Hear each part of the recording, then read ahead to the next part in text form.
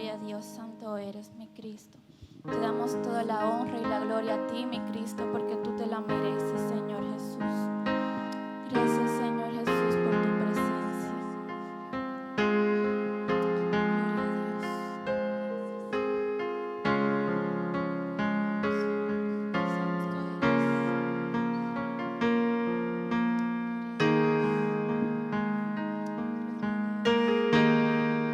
Al que está sentado en el trono y al Cordero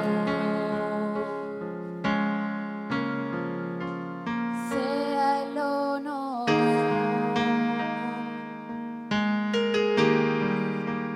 sea la gloria, sea la honra, sea el dominio por los siglos de los siglos.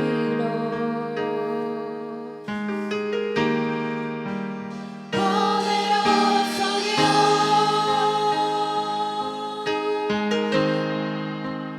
poderoso Dios,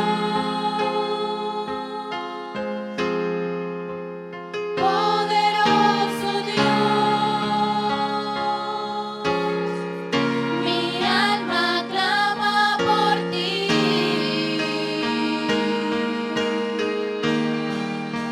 Estás sentado en el trono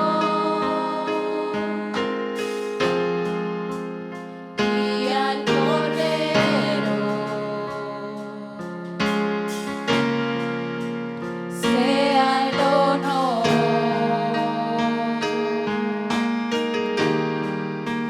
sea la gloria, sea la honra, sea el dominio por los siglos de los siglos. Poderoso Dios, poderoso Dios, poderoso Dios, mi alma clama por ti.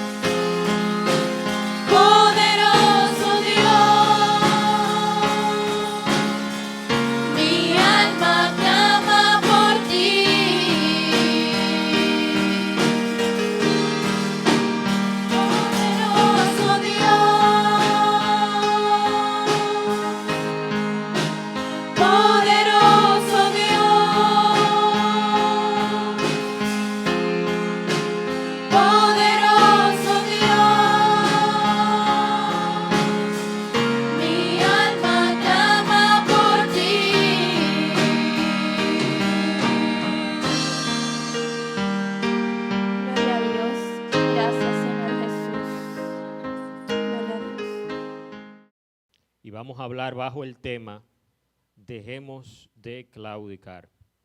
Primer libro de Reyes, capítulo 18, versículos 16 al 24. Dice así la palabra del Señor. Entonces Abdías fue a encontrarse con Acab y le dio el aviso. Y Acab vino a encontrarse con Elías. Cuando Acab vio a Elías, le dijo: ¿Eres tú el que turbas a Israel? Y él respondió: Yo no he turbado a Israel, sino tú y la casa de tu padre, dejando los mandamientos de Jehová y siguiendo a los Baales.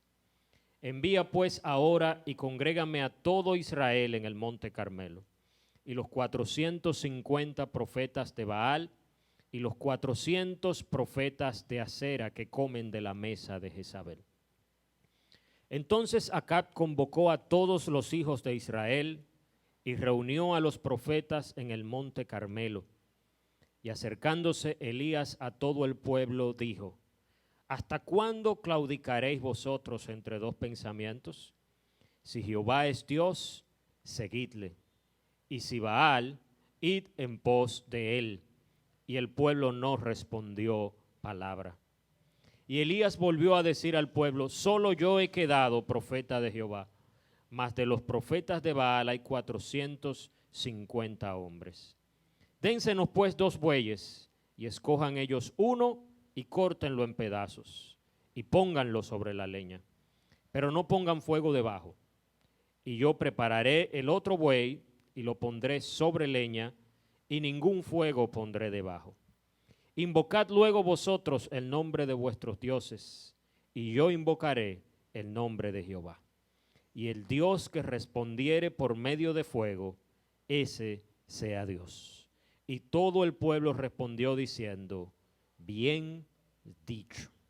Hace 3 años Elías se había presentado y le había dicho al rey que no iba a caer lluvia ni rocío sobre la tierra en todo ese tiempo, salvo por su palabra nuevamente. En el momento que nosotros estamos aquí, el pueblo de Israel estaba pasando 3 años y medio de sequía. No había llovido sobre la tierra de Israel en 3 años y medio. Por lo tanto, el hambre se estaba prolongando en la tierra de Israel. La lluvia, que era la fuente por la cual los medios agrícolas se sustentaban, no estaba cayendo. Y a principios del capítulo, nosotros vemos a Acab, el propio rey de Israel, junto con su mayordomo de confianza que se llamaba Abdías, recorriendo toda la tierra de Israel a ver si encontraban un poco de hierba para el ganado que ellos tenían, para que lo poco que les quedaba no se muriera de hambre. O sea que el pueblo de Israel en ese momento estaba pasando por una gran hambre, una gran necesidad. El rey Acab y su esposa Jezabel habían emprendido una persecución acérrima contra todos los profetas del Señor, contra todos los sacerdotes de Jehová.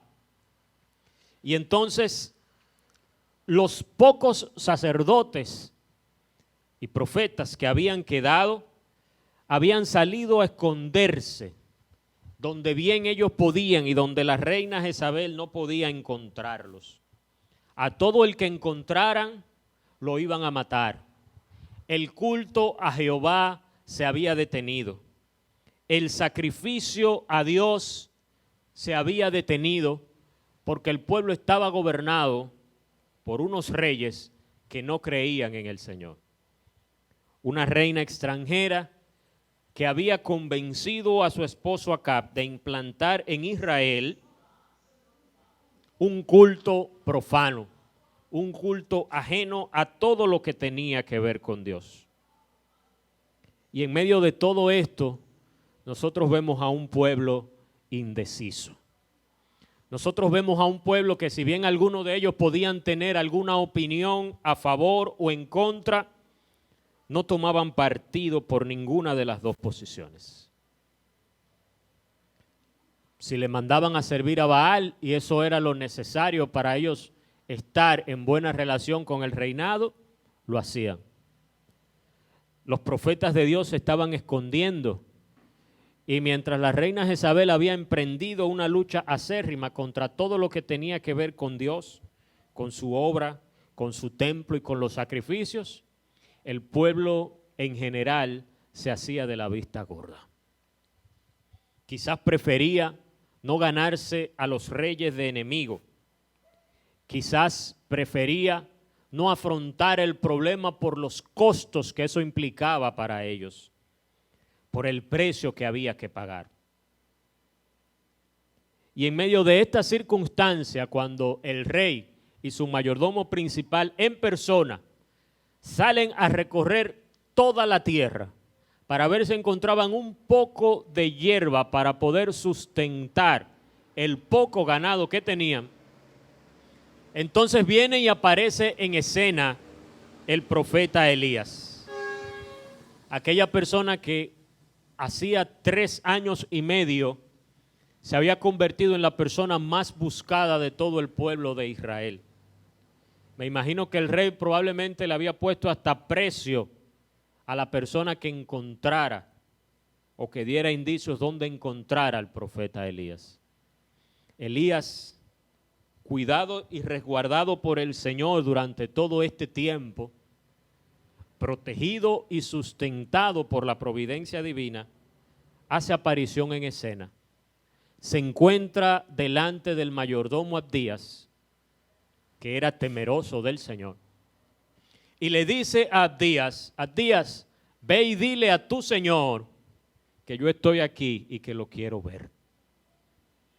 Abdías, un poco temeroso al principio, sabiendo que Elías, por hechos sobrenaturales, por protección divina, en un momento estaba en un lugar y en otro momento el Espíritu del Señor podía arrebatarlo y llevárselo de ahí, siente temor. Él sabe que el rey estaba buscando ansiosamente a Elías y muy probablemente no tenía buenas intenciones para con Elías, porque tanto Jezabel como Acab entendían que el culpable de la calamidad que estaba aconteciendo en el pueblo de Israel se debía a este profeta. Sin embargo, Elías le asegura a Abdías que ese día él se iba a presentar delante de Acab. ¿Cuáles eran las causas reales de la calamitosa situación que estaba atravesando el pueblo de Israel? Para Acab, para el rey y para su esposa Jezabel, aparentemente la causa del problema tenía un nombre personal y era Elías Tisbita. Y cuando esta persona le fue dado aviso al rey que se encontraba en un lugar, el rey detiene su búsqueda de pastos y corre hacia allá a buscar a la persona que le había causado, según él, tanto daño al pueblo de Israel. Al parecer no se conocían en persona. Y cuando el rey se encuentra de frente con Elías, inmediatamente le asesta la pregunta que le estaba inquietando su corazón. ¿Eres tú el que turbas a Israel? ¿Eres tú el que ha causado este problema? ¿Eres tú el que ha desatado esta calamitosa situación? ¿Eres tú el que tiene a este pueblo postrado en el hambre, en la sequía, en la miseria, en los problemas? Sin embargo, Elías, a pesar de la fama que se había ganado Acab de ser un rey cruel, a pesar de las ganas que le tenía Acab de capturarlo y de desatar toda su ira sobre él, no se amilana, sino que le dice al rey: yo no he turbado a Israel. Quienes han turbado a Israel, quienes le han causado este problema a todo el pueblo de Israel, han sido tú y la casa de tu padre, porque dejaron los mandamientos de Jehová y han seguido a los Baales. Sin embargo, inmediatamente Elías le dice al rey que congregue a todo Israel en el monte Carmelo junto con los profetas de Baal que estaban sirviendo y comiendo de la mesa de Jezabel, mientras que el pueblo de Dios se encontraba escondido. Y de acuerdo al pensamiento de Elías, él era el único profeta que había quedado de todo el pueblo de Israel. Elías manda reunir a todo el pueblo y Acab accede, si acaso encuentra algún medio para poder solucionar la situación por la que se encontraba el pueblo. Muchas veces nosotros asumimos la actitud de Acab. Por un lado, primero atacamos las consecuencias y no la causa raíz del problema. Mientras Acab estaba buscando hierba y aferrándose a la poca hierba que quizás podía encontrar en el pueblo de Israel para sustentar el pacto, las causas que habían desatado esa miseria, esa sequía y esa hambruna seguían latentes. Se encuentra con Elías e inmediatamente él entiende que Elías es el causante de todos los problemas. Cuando la Biblia se encarga de darnos a conocer que el problema de la sequía, de la hambruna y de la miseria que estaba pasando el pueblo de Israel en ese momento, se debía al alejamiento tanto del rey como del pueblo de lo que Dios había ordenado. Si nosotros nos enfocamos en atacar los problemas, en atacar las raíces del problema, entonces podemos ver solución. Pero si comenzamos a mirar solamente las consecuencias del problema y no vamos a la raíz, no encontraremos solución. Las causas del problema del pueblo de Israel, Acab las estaba buscando fuera, sin embargo estaban dentro. Estaban en su actitud de alejamiento a Dios. Y de ahí, luego de la reunión del pueblo allá en el monte Carmelo, quizás esperando alguna solución al problema que los estaba azotando a todos, Elías le hace una pregunta al pueblo que todos nosotros debemos hacernos. Elías le recrimina en cierto sentido al pueblo su actitud ambivalente, su actitud tibia, su actitud pasiva ante un problema que la Biblia declaraba como que hacía alejar las bendiciones del Señor. Ahí habían tres clases de personas en el pueblo. Estaba Elías, que a su entender era el único que había quedado, que defendía lo que Dios decía, pero que más adelante vemos que había 7,000 personas más que no habían doblado su rodilla ante Baal, quienes habían tomado una actitud fiel a lo que Dios había dicho en su palabra, no importa las consecuencias de sus decisiones. Por otro lado estaban otras personas que así como Acab y la reina Jezabel, habían decidido abiertamente oponerse a lo que Dios decía en su palabra. Perseguían a los profetas del Señor, los sacaron de los templos, cesó el sacrificio y la ofrenda, y a los que ellos encontraban que se estaban escondiendo, los sacaban y los mataban. Y estaba el tercer grupo, en la cual se encontraba la mayoría del pueblo de Israel, que eran aquellos que no tomaban partido ni por un lado ni por el otro. Quizás entendían en su momento que Elías y aquellas 7,000 personas que no habían doblado sus rodillas ante Baal tenían razón, pero entendían que el costo de esa decisión era muy alto a lo mejor. Quizás tenían que pagarlo con su vida, con el asilo, con el destierro, y no estaban dispuestos a asumir tales sacrificios.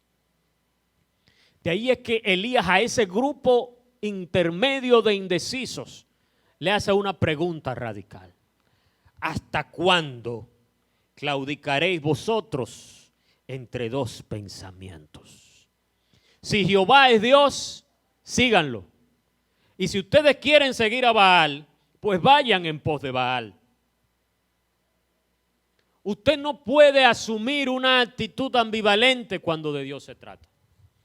Usted no puede estar danzando con un pie en el mundo y con un pie dentro de la casa del Señor. Dios no acepta medianos sacrificios.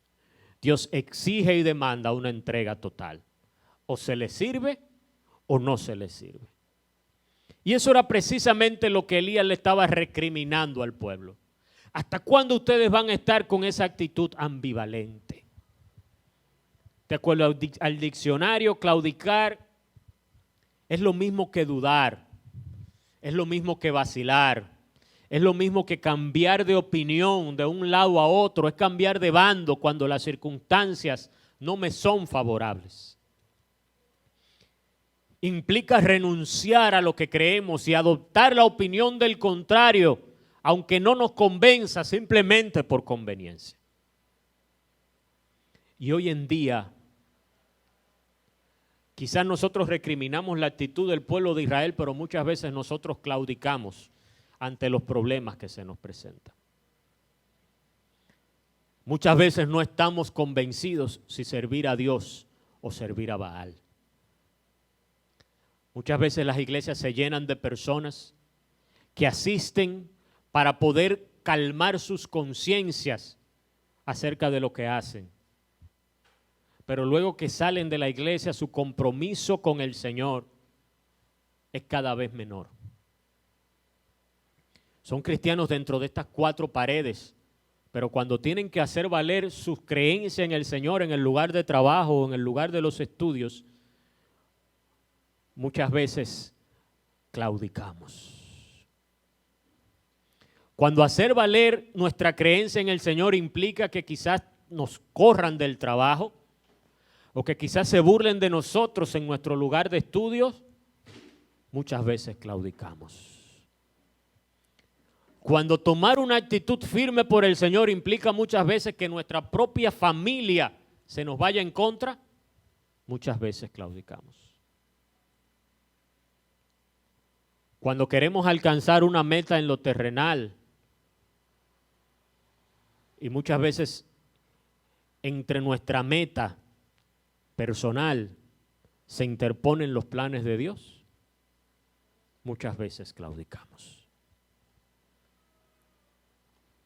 Como creyentes, muchas veces estamos dispuestos a servirle al Señor siempre y cuando las circunstancias sean favorables. Pero cuando esas circunstancias representan peligro, como lo implicaba para el pueblo de Israel, tomar partido en defensa de lo que Dios había dicho en su palabra y ganarse la enemistad del rey, entonces el pueblo claudicaba. ¿Claudicamos nosotros algunas veces delante de Dios? ¿Claudicamos nuestra creencia en el Señor por una promoción en nuestro trabajo? ¿Somos capaces de claudicar nuestras creencias en el Señor por la aceptación en un grupo de amigos, del colegio, de la universidad? ¿Claudicamos nuestras creencias en el Señor cuando la persona que nos atrae físicamente es una persona que no sigue los mismos principios bíblicos que nosotros seguimos? ¿Claudicamos nosotros mismos nuestras creencias en el Señor cuando eso implica para nosotros un sacrificio grande económicamente, en lo familiar, en lo personal, en lo emocional?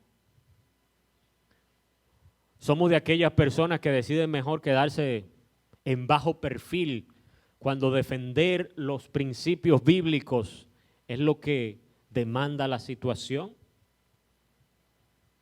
¿O somos como Elías, que a pesar de encontrarse frente al rey de Israel que tenía toda la potestad de matarlo en ese mismo instante, de apresarlo, de torturarlo, nos oponemos de frente porque somos capaces de defender los principios que enseña la palabra de Dios?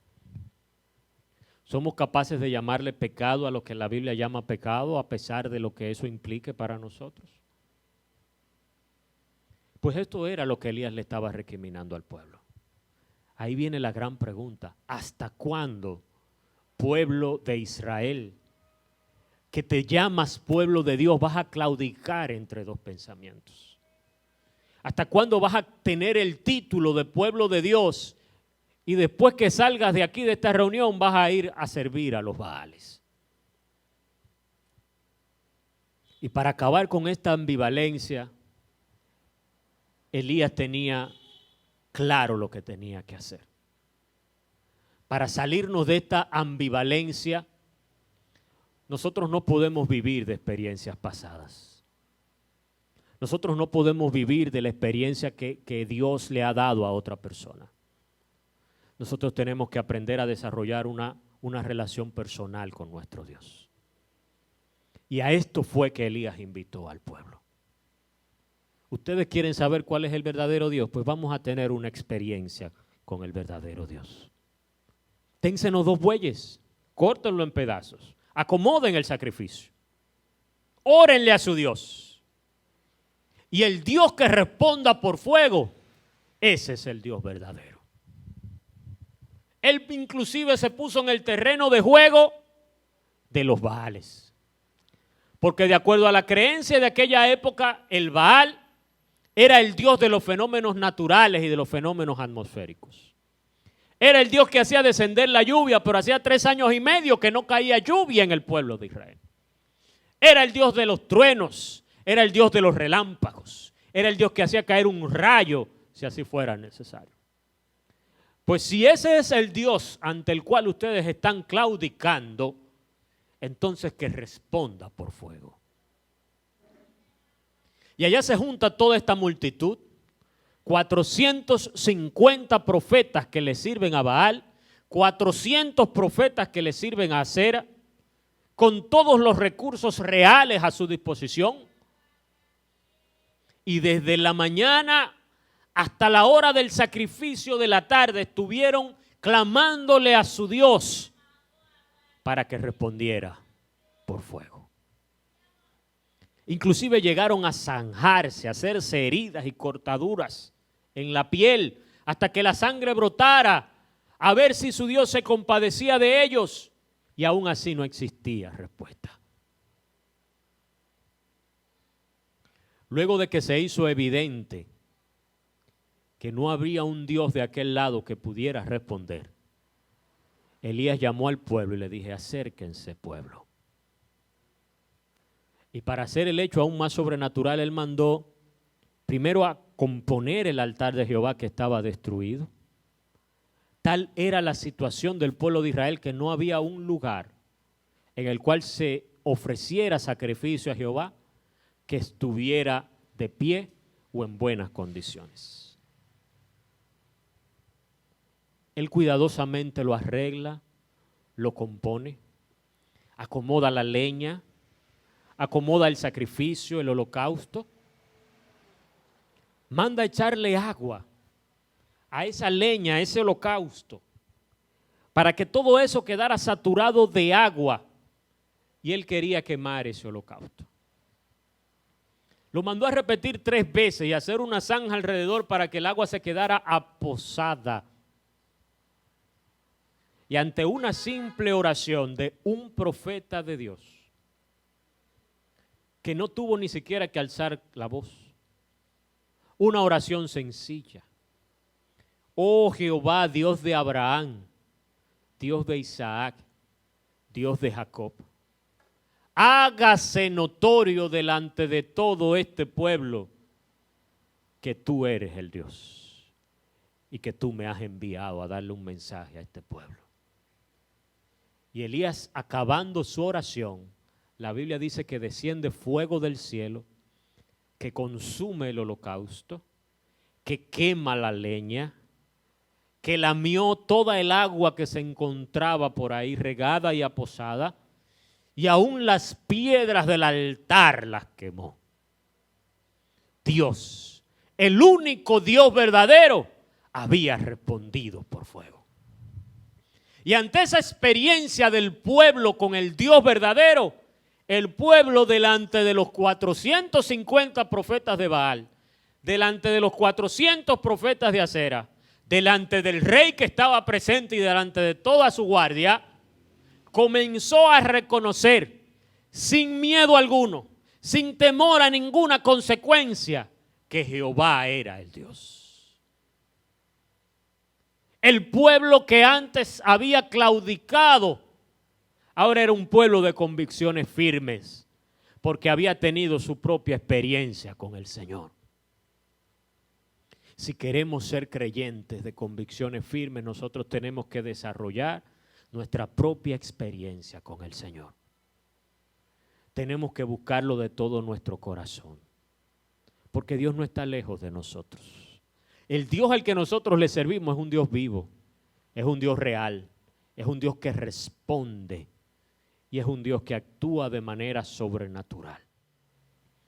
Las consecuencias, Elías le dio instrucciones al pueblo, apresaron a esos 850 profetas y los degollaron ahí mismo, tal como mandaba la ley de Moisés en ese momento. No le temió el pueblo ni a lo que Jezabel pudiera decir, ni a lo que Acab pudiera decir, ni a todo el ejército del reinado que estaba ahí, ni a lo que decían los 850 profetas allí presentes. Pueblo de Dios, ¿hasta cuándo claudicaremos nosotros entre dos pensamientos? Dejemos de claudicar. Dejemos la ambivalencia. Desarrollemos nuestra relación personal con el Señor y aprendamos a vivir nuestras propias experiencias con Él para que seamos creyentes firmes. Para que seamos creyentes que cuando venga el peligro, cuando venga la circunstancia difícil, no estemos nosotros actuando tímidamente. No estemos nosotros vendiendo o poniendo en compromiso nuestras creencias y nuestros valores.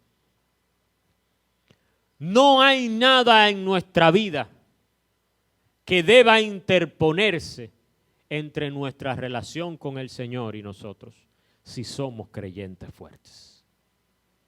Pero si somos creyentes que no han desarrollado esa relación personal con el Señor, vendrá cualquier Baal. Vendrá cualquier Baal disfrazado de una persona a quien estimemos mucho. Vendrá cualquier Baal disfrazado de algún familiar que amamos mucho. Vendrá cualquier Baal disfrazado de prosperidad económica, disfrazado de un buen trabajo, disfrazado de fama, disfrazado de aquello que anhelamos, y vamos a claudicar. Aprendamos, hermanos, a desarrollar una relación firme con el Señor y dejemos de claudicar.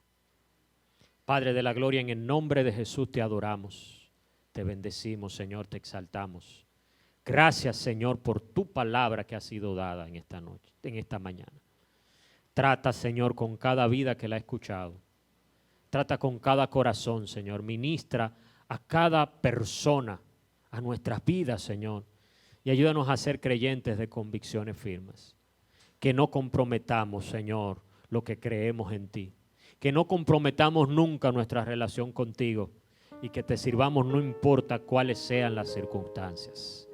En el nombre poderoso de Jesús, Señor. Amén y amén.